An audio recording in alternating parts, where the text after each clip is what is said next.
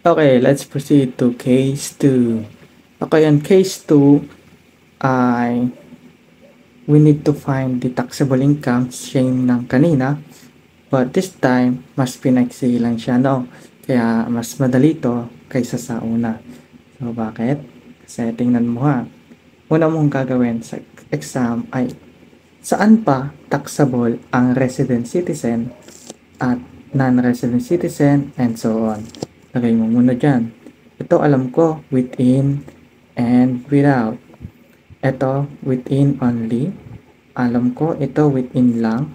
At ito alam ko rin na within lang. And ito na KC ay within lang. And these are taxable naman on net income and net income, net income, net income,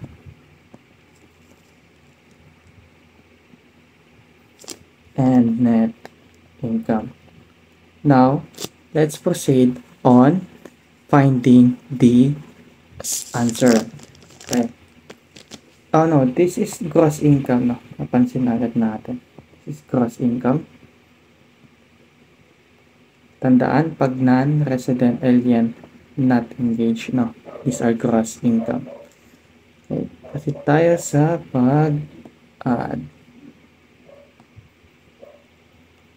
Ito, gross income to. Number 1. And ito yung expenses. So, we just need to add this all. 5, 1, 2, 3, 4, 5, 6. No? Or ganito na lang technique mo, no? Para mas madali. Ito na lang technique mo, yung shortcut mo. Ilagay mo na lang yung bawat, yung katabi nila. 2, 4, 5, 6, 7, 8, 9. And this is 1, 2, 3, 4, 5, 6, 7. And this one is 5, 4, 3, 2, 1, 0. 3, 4, 5, 6, 7, 8, 9. 1, 2, 3, 4, 5, 6, 7. 5, 4, 3, 2, and 0. Then erase na natin to. Okay. And we just need to add. Okay. Add natin 5, 1, 2, 3, 4, 5, 6 plus 2, 6, 5, 4, 3, 2, 1 plus 1, 2, 3, 4, 5, 6, 7. That is 9,000, 9, 0, 1, 2, 3, 4, 4. Check natin, double check. 5, 1, 2, 3, 4, 5, 6 plus 2, 6, 5, 4, 3, 2, 1 plus 1, 2, 3, 4, 5, 6, 7. Okay, 9, 1, 0, 1, 2, 3, 4. Tama. And next step is to add all 3, 4, 5, 6, 7, 8, 9. 3, 4, 5, 6, 7, 8, 9 plus 1, 2, 3, 4, 5, 6, 7 plus 5, 4, 3, 2, 1, 0. That is 5, 2, 3, 4, 5, 6, 6. 5, 2, 3, 4, 5, 6, 6. And ang equal nito ay should be minus 9, 0, 1, 2, 3, 4, 4. That is 3, 7, 7, 7, 7, 7, 8. So we get the number 1 answer. So answer natin number 1 ay 3, 7, 7, 7, and 7, 8.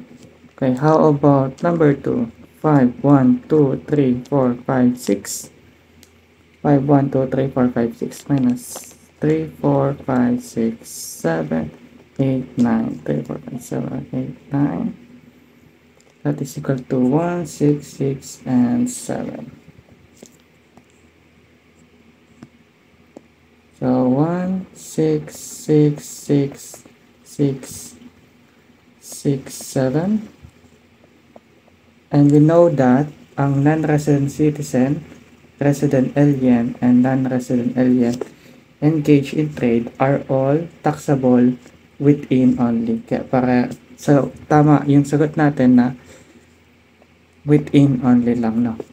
So magkakapareho po sila ng sagot. So ilalagay mo lang dito 1 6 6 6 6 6 7 1 6 6 6 6 6 7 and 1 6 6 6 6 6 7.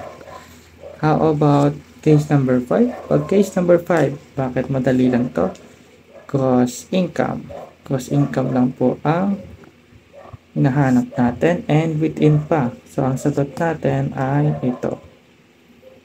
Ito po yung sagot natin. That is sagot natin. Ito po yung sagot natin. That is 5, 1, 2, 3, 4, 5, 6. Okay. Dali lang. Madali lang pala, sir. Ang haba ng solution ko. Gano'n lang pala siya kadali. Okay. And thank you. So, part 3 will be case 3 and the true or false.